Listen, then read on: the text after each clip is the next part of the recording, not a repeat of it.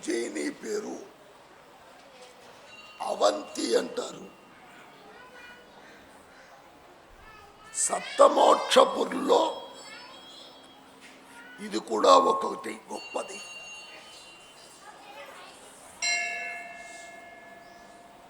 అయోధ్య, మధుర, మాయ, కాశీ, కాంచి, అవంతిక అని ఈ అవంతిక మోక్షపురి.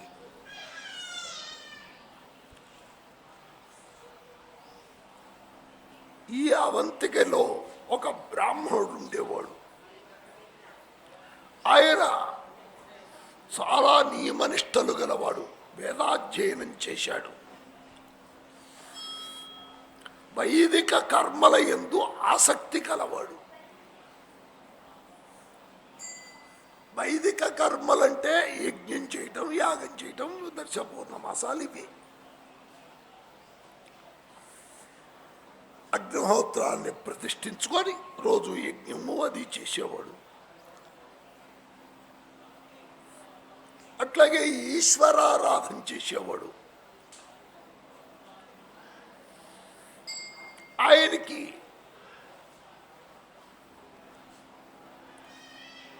వేదప్రియుడు అని పేరు కలిగినటువంటి ఆ బ్రాహ్మణుడికి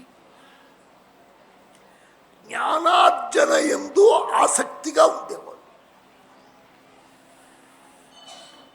ఈ యజ్ఞయాగాదులు ఇవన్నీ చేస్తున్నా ఇవి ఒక హద్దే. దీని పై స్టెప్పు జ్ఞానం, అది సంపాదించుకునేవాడు.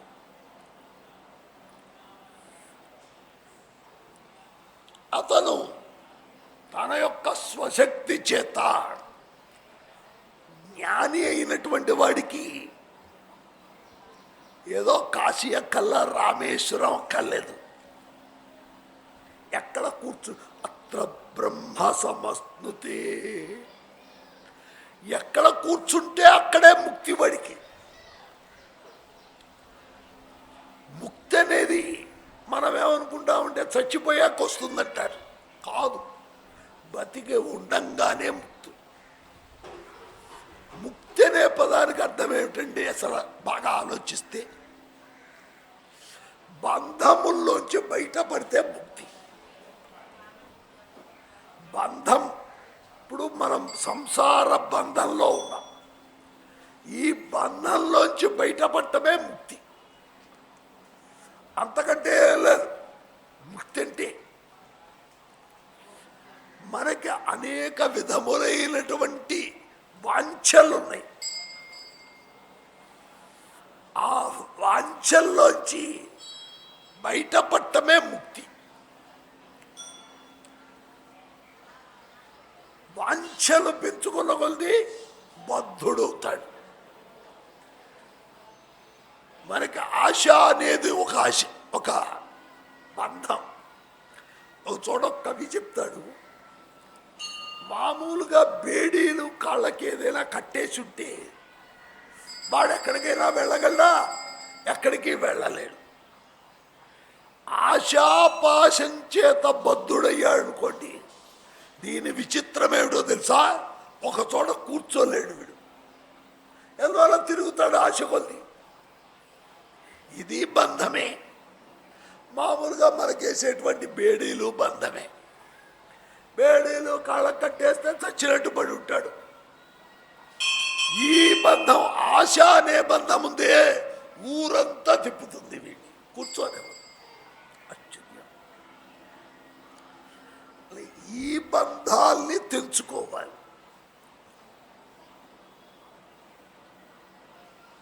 అట్లా తెంచుకున్న వాడికి ఎక్కడ కూర్చుంటే అక్కడే ముక్తి. ఏమీ ప్రయత్నం అక్కర్లేదు వాడికి. బంధముని విడుచుకోవటమే ప్రయత్నం. బంధముని ఎందుకు విడుచుకోవాలి? బంధం అనేటువంటిది మనకి దుఃఖహేతు అవుతున్నది. ఎప్పుడు కూడా కొడుకుని పెంచుతాం, 10 ఏళ్ళ 15 ఏళ్ళ పెంచాం, వాడు మన మాట వినడు. స్వవిషయాలు నేను మాట్లాడట్లేదు, అట్లాగా అర్థం చేసుకోవద్దు. ఎవరు కావాలని పెళ్లి చేసుకుంటాం, ఆ పెళ్ళాం మాట ఎందుకు? అట్లాగే ఇంకోటి, ఇవన్నీ కావాలని తెచ్చుకున్నాం మనం. ఇవే మనకేమైనాయి? దుఃఖహేతువులైనవి.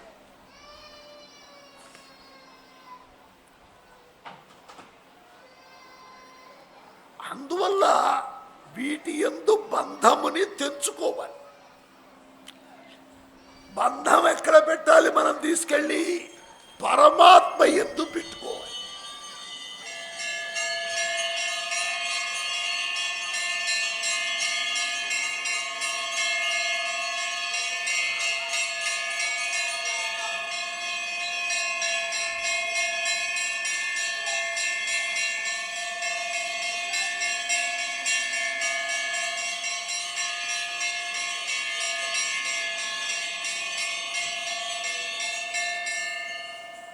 సత్కార్యములు చేయటం ముందు బంధం పెట్టాలి. ఇది బంధం కాదా అన్నాడు. ఇది బంధమేగా. అయితే ఈ బంధము అసలు బంధాన్ని తెచ్చేస్తుంది.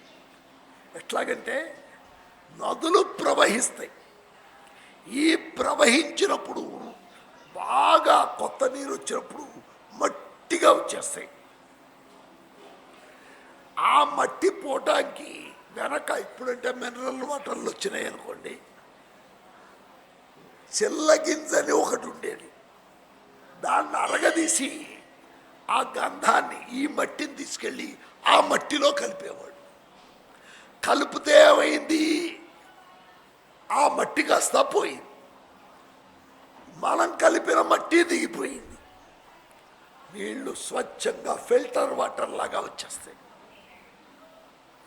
అట్లాగే భగవదారాధన చెయ్యాలనేటువంటి కోరిక, ఇది కోరికే. అందువల్లే మనకి ధర్మ అర్థ కామ మోక్షములు 4 పురుషార్థాలు. మరి అరిషడ్వర్గాల్లో ఏమిటండి అన్నారు? అక్కడ కామం ఉంది, అక్కడ కామం ఉంది, ఇక్కడ కామం ఉంది. ఆ కామ పదానికి అర్థం వేరు, ఈ కామ పదానికి అర్థం వేరు. అంతేగా కామ క్రోధ లోభ మోహమద అక్కడ కామమే, ఇక్కడ ఉన్నాయి ధర్మార్థ కామం.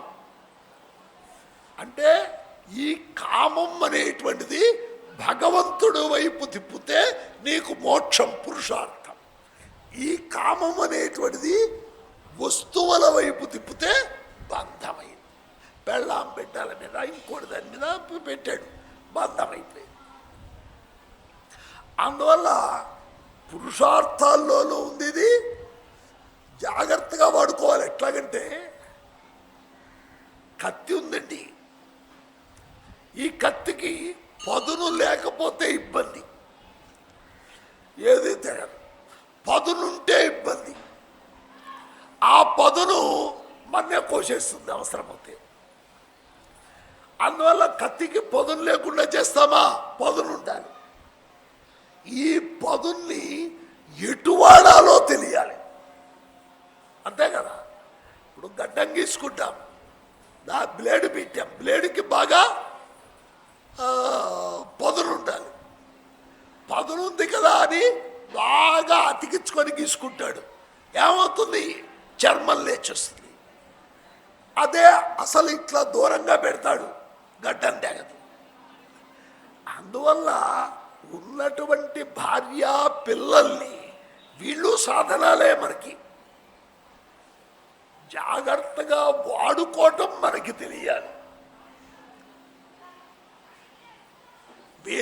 వీళ్ళు లేకుండా నువ్వు ముక్తిని సాధించలేవు అని వీళ్లతోటే తగులుకున్నావా ముక్తి రాదు. ముక్తి రావడానికి సాధనం వీళ్ళే, పడేయటానికి వీళ్ళే. దాన్ని ఏం చేయాలి? అప్పుడు కోయటానికి కత్తి పదునే, కోయకుండా ఉండటానికి దూరంగా జాగ్రత్తగా మన ప్రయోజనాన్ని సాధించుకోవడానికి అదే అవసరం. అప్పుడేం చేస్తాం? ఎంత మటుకు టచ్ చేయాలో అంత మటుకు టచ్ చేస్తాం. ఆ పైన వదిలేస్తాం. అట్లాగే సంసారం కూడా అట్లా ఉండాలి. ఎవరికైనా సరే సంసారంలో ఉండాలి, సంసారం నుంచి దూరంకి వెళ్ళకూడదు, సంసారంలో ముడకూడదు. అనేక ఉదాహరణలండి.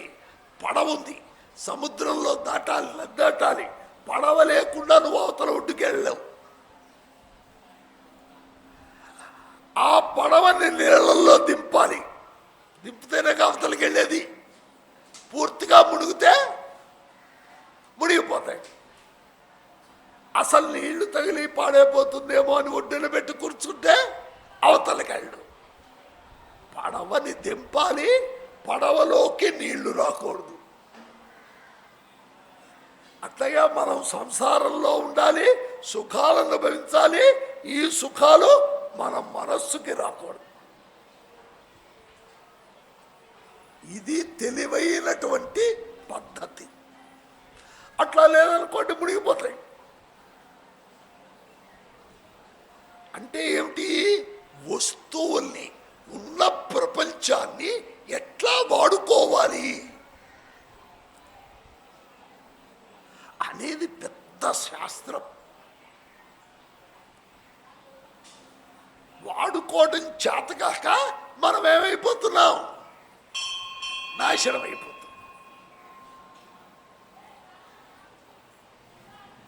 అది వాడుకోవడం ధర్మం, మళ్ళా ధర్మం వేరు. మళ్ళా ఈయన అటువంటి బ్రాహ్మణుడు, ఉజ్జయినిలో ఉన్నటువంటి గొప్ప బ్రాహ్మణుడు. ఈయన తన యొక్క శక్తితో మోక్షాన్ని పొందాడు. ఆయనకి 4 కుమారులు. దేవప్రియుడు, ప్రియమేధుడు, సుకృతుడు, సువ్రతుడు. వీళ్ళ 4 కూడా తండ్రిలాగా పండితులు. వీళ్ళు కూడా ఆయన దాంతో వాళ్ళు అక్కడ ఉండబట్టి అవంతి నగరం మంచి ప్రకాశంగా ఉండేది. ఆ సమయంలో అక్కడ ఒక పర్వతం మీద దూషణుడు అని ఒక రాక్షసుడు ఉండేవాడు. వాడు ధర్మద్వేషి. వాడు బ్రహ్మని గురించి తపస్సు చేశాడు, వరాలు పొందాడు. వాడేం చేసేవాడు? వాడు ధర్మం మీద, ధర్మాత్ముల మీద దాడి చేసేవాడు. ఆ దాడి చేయడం అలవాటు అయ్యాక వాడు ఏం చేశాడు? ఉజ్జయినిలో ఉన్నటువంటి ఈ బ్రాహ్మణుల మీద కూడా దాడి చేయడానికి వచ్చాడు. అందరూ భయపడిపోతున్నారు. అయితే ఈ బ్రాహ్మణులు ఉన్నారే 4 ఆయన కొడుకులు, వీళ్ళు 4 కదలకుండా ఆ రాక్షసుడికి భయపడలేదు. వాళ్ళు మిగతా వాళ్ళంతా చాలా బాధపడ్డారు. వాళ్ళందరినీ ఊరడిస్తూ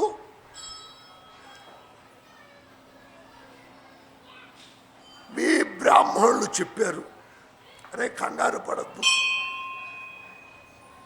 శంకరుణ్ణి నమ్మండి, ఆయన్ని ధ్యానం చెయ్యండి అని వాళ్ళు శివలింగాన్ని పెట్టి దాన్ని పూజించారు. దూషణుడు రానే వచ్చాడు. వీళ్ళని కట్టేయండి, చంపేయండి అని చాలా భయపెట్టాడు. ఇంత భయపెట్టినా ఈ వేదధర్ముని పిల్లలున్నారే వీళ్ళు, మేము ఈశ్వరుణ్ణి నమ్మాం, మాకేమి అని ఈశ్వరుడే చూసుకుంటాడు అని కదలకుండా కూర్చుంది.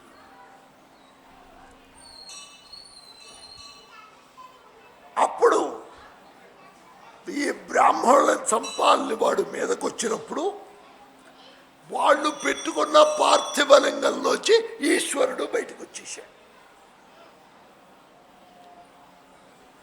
బయటకు వచ్చి గొప్ప గంట ప్రకటితమైంది.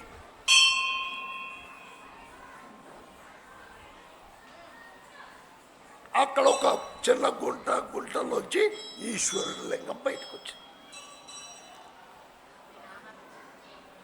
ఆయనే మహాకాలుడు అంటారు. దుష్టుల్ని సంహరించి సత్పురుషులకి ఆశ్రయం ఇచ్చాడు. ఆ రాక్షసులతో చెప్పాడు, నేను దుష్టుల్ని సంహరించడానికే వచ్చారు అబ్బాయి, ఈ బ్రాహ్మణుల నుంచి మీరు దూరంగా వెళ్ళిపోండి.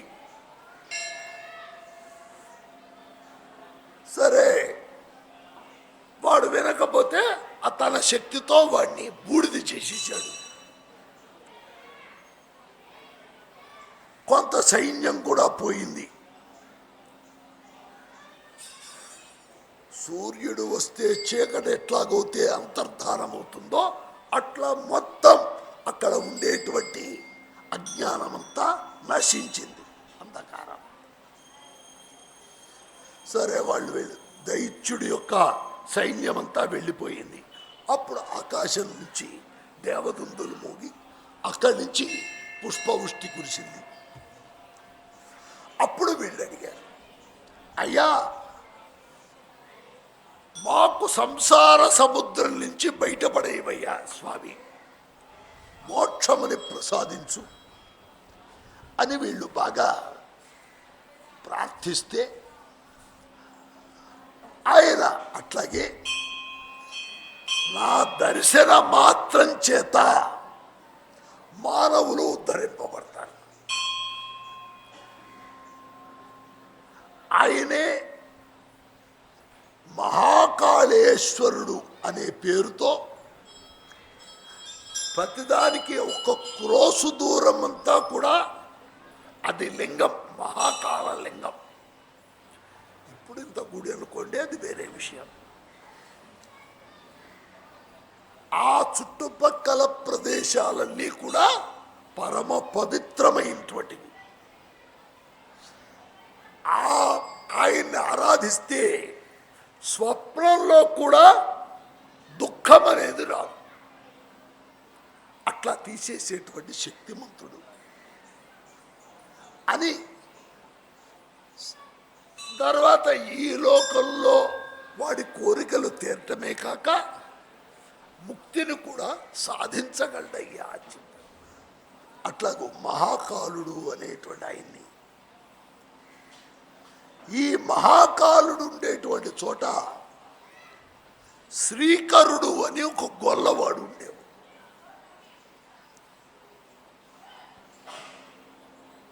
ఆ ఉజ్జయిని పట్టణాన్ని చంద్రసేనుడు అనేటువంటి రాజుగారు పరిపాలించేవాడు. ఆయన చాలా గొప్పవాడు. ఉజ్జయిని పట్టణాన్ని భోజ మహారాజు కూడా పరిపాలించాడు. ఆయన అక్కడి వాడే. ఆయన ప్రభావం వల్ల అక్కడ ఉండేటువంటి రాజులు కూడా చాలా గొప్ప కవిత్వము, పాండిత్యము అన్నీ కలిగిన వాళ్ళు ఉండేవాడు. చంద్రసేనుడు కూడా అటువంటి వాడు, శివభక్తుడు. సరే, ఈయనకి మణిభద్రుడితో స్నేహం. ఈ మణిభద్రుడు అంటే శివ పార్షదుడు, శివుడి పక్కన ఉండేవాడు. ఆయనతో స్నేహం ఉంది. అయితే ఆయన ఏం చేశాడంటే చింతామణి అనేటువంటి మహామణిని తెచ్చి రాజుగారికి ఇచ్చాడు. అది సూర్యుల్లాగా ప్రకాశిస్తుంది. అది ఎక్కడ పడితే అక్కడ వెలుతురు విరజిమ్మేది. మనకి ఈవేళ కొన్ని వస్తువులే తెలియకుండా పోయినాయి. వెనక ఈ కరెంట్ లేదు కదా. కరెంటు లేనప్పుడు రాత్రిపూట ఎట్లా బతికారండి? మణులు ఉండేవి.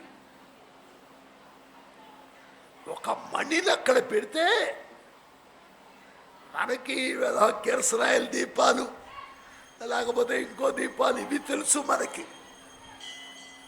వెనక అవి లేవు.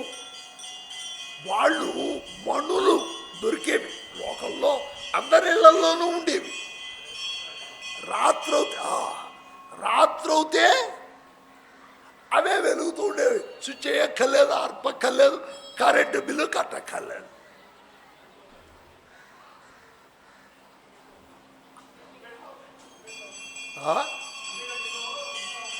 ఉన్నాయా? ఇక్కడి నుంచి ఎత్తుకుపోయారు.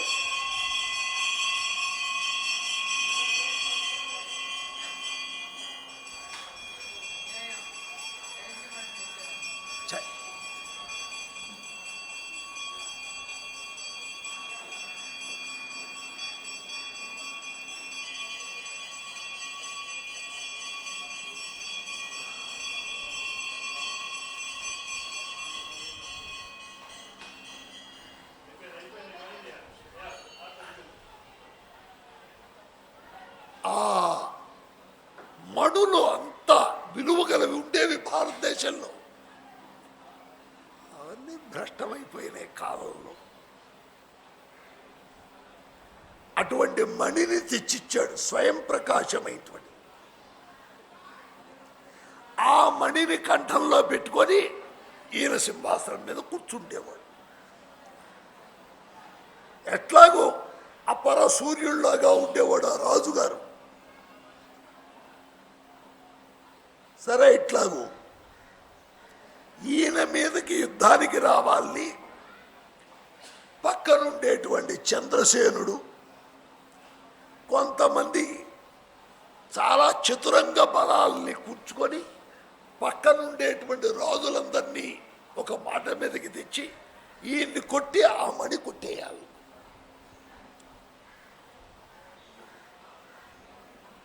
సరే, వాళ్ళల్లో వాళ్ళు మాట్లాడుకున్నారు. ఈయన పరమేశ్వరుణ్ణి నమ్ముకున్నాడు. మనము ఈశ్వరుడు యందు మనకి నమ్మకం 10% వాళ్ళం, 100% వాళ్ళం కాదు. 100% ఉండాలి.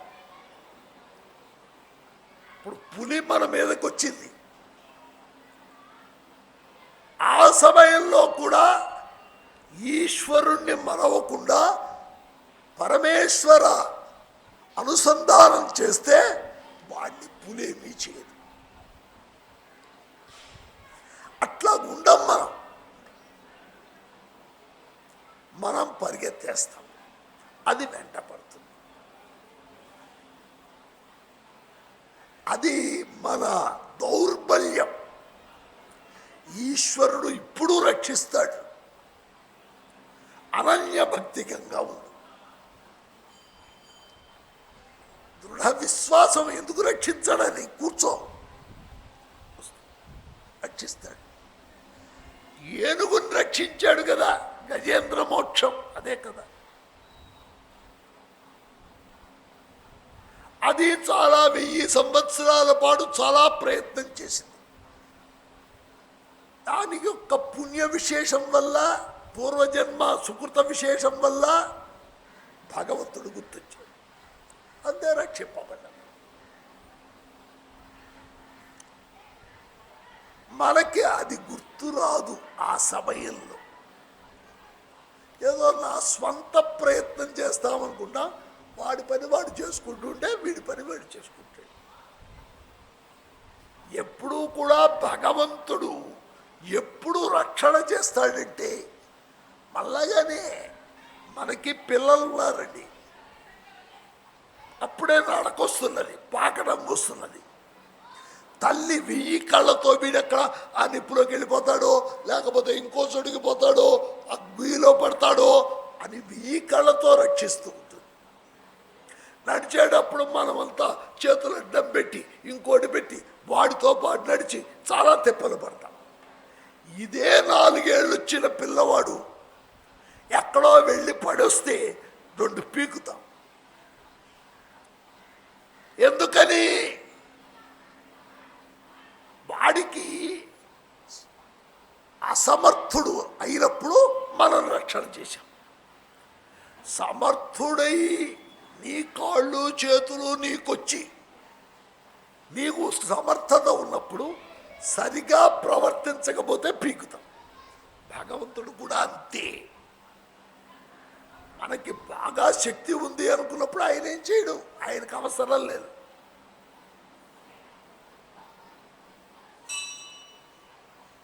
ఆయన కాశీలో ఒక బోర్డు, అనాథనాథుడు, ఈశ్వరుడు, ఎవరికి ఏమీ దిక్కు లేదనుకున్న వాడికి వస్తే ఆయన చూస్తాడు. నా పని నేను చూసుకుంటానంటే చూసుకోరా అబ్బాయి, నాకెందుకు తలకాయ నొప్పి అంటాడు.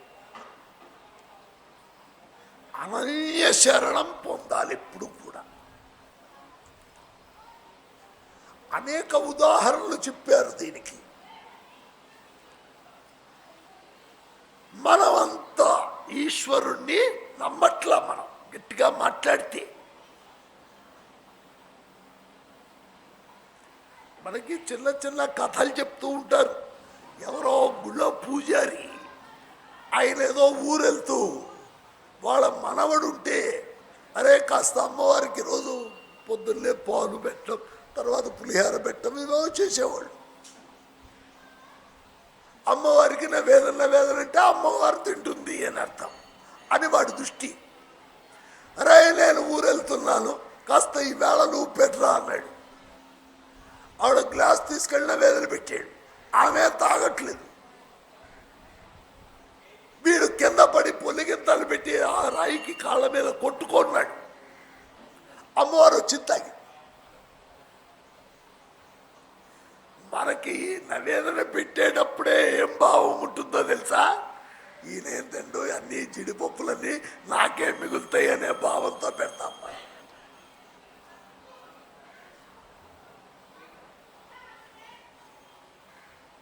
అంతేకాని భగవంతుడు తింటాడనేటువంటి భావం మనకి లేదు.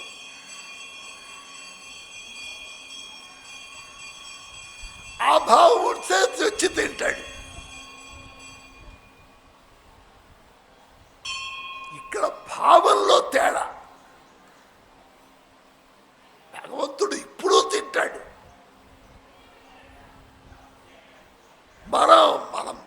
మన మనస్సు అసలు ఆ ఆలోచనే రాదు.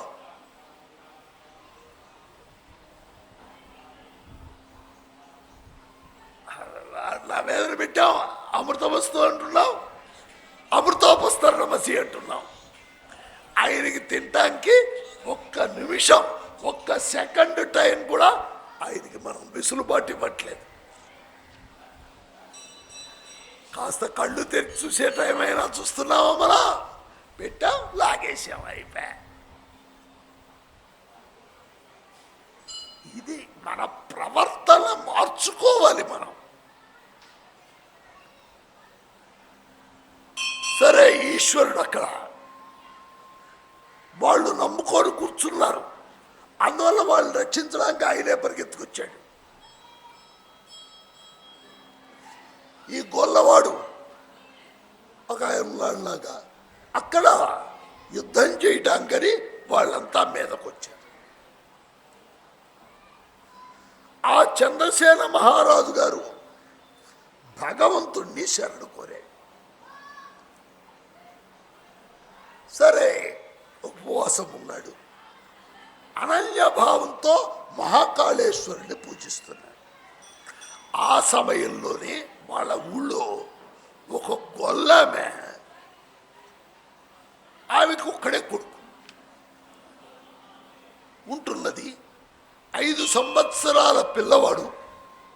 వాడిని తీసుకొని మందిరానికి వెళ్ళింది. చంద్రసేన మహారాజు గారు చాలా భక్తి శ్రద్ధలతో స్వామివారిని పూజించాడు. ఇదంతా చూశాడు ఈయన. భగవంతుడికి నమస్కారం చేశాడు. తర్వాత తిరిగి వచ్చేశాడు.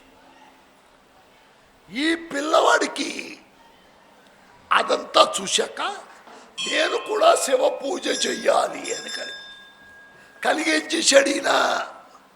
ఒక గుండ్రాయి లాంటిది ఒకటి తెచ్చుకున్నాడు. ఆ గుండ్రాయిని పెట్టి దానికి పూజ చేయడం మొదలెట్టాడు. అక్కడ చూశాడుగా, ఆ చూసినట్టు కాసి నీళ్లు పోశాడు, పాలు పోశాడు, తేనె పోశాడు, ఇంకోటి పోశాడు. అక్కడి నుంచి చక్కగా భక్తి శ్రద్ధలతో పూజ చేస్తున్నాడు.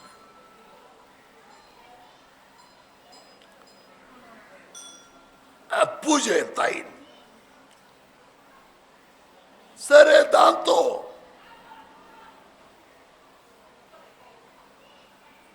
పూజలన్నీ జరుగుతున్నాయి. అట్లాగే వాడికి నవేదన పెట్టడానికి ఏముందండి, మనస్సును అక్కడ పెట్టాడు, నవేదన పెట్టాడు. ఏవో దొరికినటువంటి పత్రాలు అవి తెచ్చి పూజ చేశాడు. తల్లి ఇదంతా వీడు చేస్తూ ఉంటే భోజనానికి రాది. ఈయన భగవంతుడు యందు మనస్సుందిగా ఎన్నిసార్లు పిలిచినా ఆమె రావట్లేదు, వీడు రావట్లేదు. ఆమె పిలిచి నోరు నొప్పి పుట్టి అసలు ఏం చేస్తున్నాడో చూస్తామని ఆమె వచ్చింది.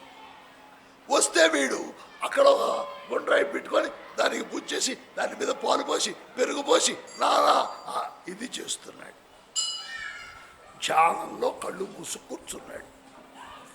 అందువల్ల వాడికి తల్లి పిలుపు వినబడ.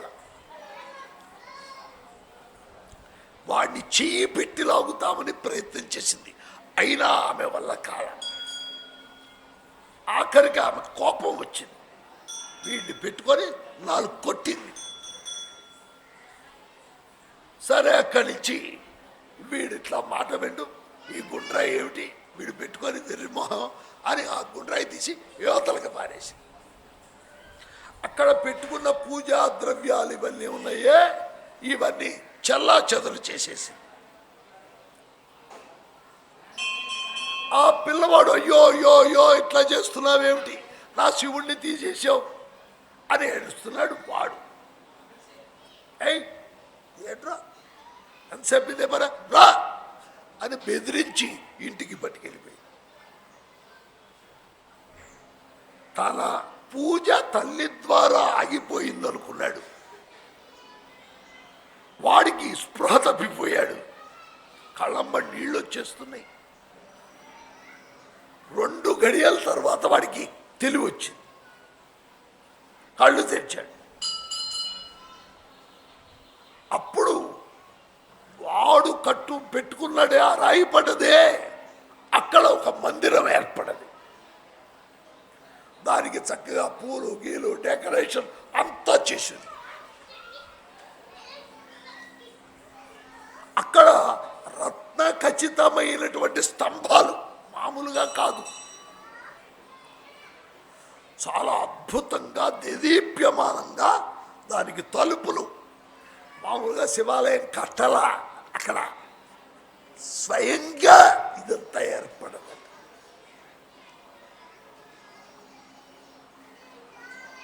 అందువల్ల అది చాలా గొప్పగా ప్రకాశిస్తున్నది. అక్కడ అమూల్యమైనటువంటి నీలమణులు, వజ్రములు ఇవన్నీ ఉన్నాయి. ఆ గుండ్రాయి బదులు రత్నమయ లింగం వచ్చక్కడ మధ్యలో.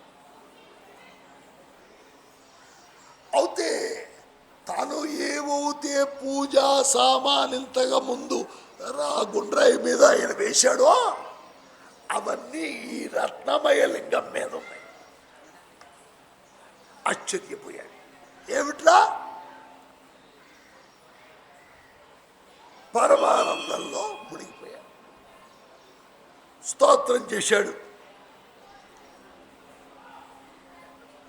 అట్లాగే వాడు ఉండే ఇల్లు కూడా ఇంద్రభవనం అయిపోయాడు. అట్లాగే అక్కడ ఇంద్రభవనానికి తగ్గటువంటి సామాన్లన్నీ, హంసతూలిక తల్పాలు అన్నీ వచ్చేసినాయి. తల్లి కూడా చాలా శోభాయమానంగా ఒంటి నిండా బంగారం అది ధరించి చాలా గొప్పగా ఉండిపోయింది. సరే, ప్రదోష కాలంలో ఆనందభరితుడై అక్కడికి వెళ్ళాడు. ఆ యొక్క శోభనంతా చూశాడు. ఆ తల్లి కూడా ఆశ్చర్యపోయింది, ఏమిట్రా వీడి భక్తి. వాడిని హృదయానికి తీసుకుంది. ఇదంతా ఈశ్వరానుగ్రహంతో వచ్చిందని చెప్పాడు. ఇది రాజుకి తెలిసింది, ఊళ్ళో అందరికీ తెలిసింది. రాజు తన పూజ అదంతా చేసుకొని ఈ గొల్లవనిత కొడుకు పెట్టినటువంటి లింగం దగ్గరికి వచ్చాడు. దాన్ని ప్రత్యక్షంగా చూశాడు, పరమానంద భరితుడైపోయాడు.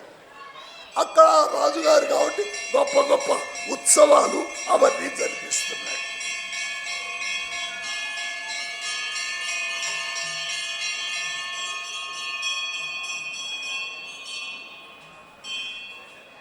అందరూ కూడా పరమానందపడి రాత్రంతా అక్కడే జాగరణ చేశారు.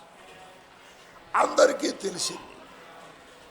రాజుగారు కూడా తెలుసుకొని అరే ఇంత గొప్పదే అని వచ్చేసాడు. ఆయన శివభక్తుడేగా చంద్రసేన మహారాజు గారు. ఆయన శివభక్తుడై ఆయన వల్ల ఆయన రాజ్యంలో ఇంత గొప్ప శివభక్తుడు నాన్ని ఈయన మీద యుద్ధం చేయడానికి వచ్చేటువంటి రాజులందరికీ తెలిసిపోయింది. ఈశ్వరుడు ఆయన వైపు ఉండగా మనం యుద్ధం చేస్తే మనకేం లాభం రా, మనం చేయగలమా? ఈశ్వరుడు ఊరుకోడు అనుకున్నాడు. అందువల్ల వెళ్ళి ఆయన్ని శరణు పొందడం తప్పితే మనం చేసేదేముందిరా యుద్ధం. సరే అందరూ వెళ్ళి ఆ మహేశ్వరుడు యొక్క కృపతో ఆయన్నే పూజించారు.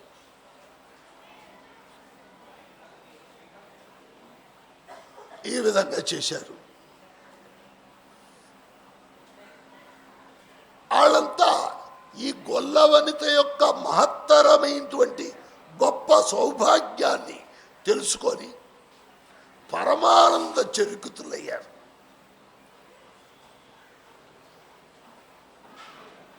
ఆ పిల్లవాడికి అనేక వస్తువులు కానుకలుగా ఇచ్చారు. ఆ పిల్లవాడిని తీసుకెళ్ళి అక్కడ ఉండేటువంటి జనపదాలు అవి ఉంటాయి కదా, దానికి రాజుగా చేశారు. ఇట్లా జరిగింది. ఆ సమయంలో ఆంజనేయ స్వామి కూడా అక్కడికి వచ్చాడు. ఆయన ఎప్పుడైతే వచ్చాడో ఈ రాజులంతా లేచి నిలబడి ఆయనకి నమస్కారాలు చేశారు. ఆయన హనుమంతుడు ఆ మధ్యలో కూర్చొని ఈ గోవులవాడు ఉన్నాడే పిల్లవాడు, వీడిని హృదయానికి అద్దుకొని అయ్యా అప్పుడు చెప్పాడు ఆయన, ఈశ్వరారాధన తప్పితే జీవికి బాగుపడటానికి ఇంకో మార్గం లేదయ్యా. నీ వల్ల ఈ గొల్ల పిల్లవాడి వల్ల మీ వంశమంతా మంచి కీర్తిని పొందుతుంది. అట్లాగే ఈ శివలోకంలో మంచి భోగాలు అనుభవిస్తావు. ఆ తర్వాత వంశపరంపరగా 8 తరాలు నీ వంశంలో పుట్టే వాళ్ళంతా గొప్ప కీర్తిమంతులైపోతారు.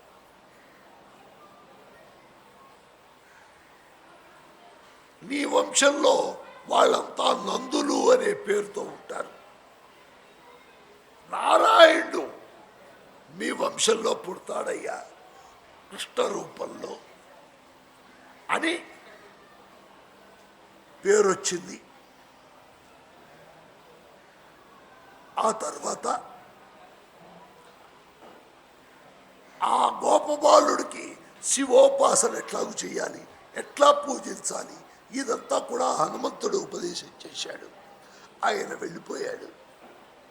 రాజులందరి అనుమతి తీసుకొని చంద్రసేన మహారాజు గారు కూడా వెళ్ళిపోయాడు. బ్రాహ్మణులు అందరూ కూడా ఈ శంకరుణ్ణి ఉపాసించడం మొదలుపెట్టారు. ఆ శంకరుడు ఈ యొక్క తన యొక్క శక్తిని ఈ గోపబాలకుడు పెట్టినటువంటి లింగంలో ప్రవేశించి ఇక్కడ ఉండేటువంటి భక్తులందరినీ ఉద్ధరించాడయ్యా. ఇంత గొప్పది అంటే ఇక్కడ బ్రాహ్మణుడే కావాలి, ఇంకోటే కావాలనే నియమాలు లేవు అని కదా అని నేనేదో నమ్మకంతో అభిషేకం చేస్తాను అని ఇతరుడు అనకూడదు. మళ్ళా వాడికి ఒక మార్గం చెప్పారు, నిన్నలే ఒక స్తోత్రం చెప్పారు, అది నమ్మకం ఎంతో అంత గొప్పదన్నారు. అటువంటి ఉన్నాయి ఉపాయాలు. అందరూ ఒకే విధంగా ఉండక్కర్లేదు. ఎవరికి వాళ్ళకి తరించడానికి మార్గం వేరే వేరేగా ఉంది. ప్రస్తుత కలికాలంలో బ్రాహ్మణులు కూడా నిర్వీర్యులయ్యారు కాబట్టి అందరం కూడా భగవన్ నామం అనేటువంటిది అందరినీ తరిస్తుంది. అందువల్ల నామోచ్చారణ వల్ల వచ్చేటువంటి ఫలితం ప్రమాదం లేని ఫలితం. వీటి వల్ల ఫలితం వస్తుంది, ప్రమాద భూయిష్టం. అందువల్ల ప్రమాదం లేనిది దాన్ని నిర్వహణ ఇప్పుడు సింహం ఉందండి, సింహాన్ని పెంచుకోవచ్చు మనం. ఎప్పుడు దానికి తిక్క తిరుగుతుందో తెలియదు. అట్లాగే అగ్నిహోత్రుడు ఉన్నాడు, వ్యాఘ్రోవా ఏష. ఈ అగ్నిహోత్రం అంటే పెద్ద పులి చెప్పింది. పెదుంపాల దగ్గర దాంతో చెలగాడబడతారా? పెద్ద పులితో ఎవడైనా మీద పడి తినేస్తుంది. అందువల్ల వాటిల్ని పోషించే సామర్థ్యం మనకుందా? అవి గొప్పవే. గొప్పది కాబట్టి నాకు కావాలని కోరుకోకూడదు. మన అర్హతకి తగ్గది మనకు. ఇది మన రక్షణ. హరే నమ, హరే నమ, హరే నమ.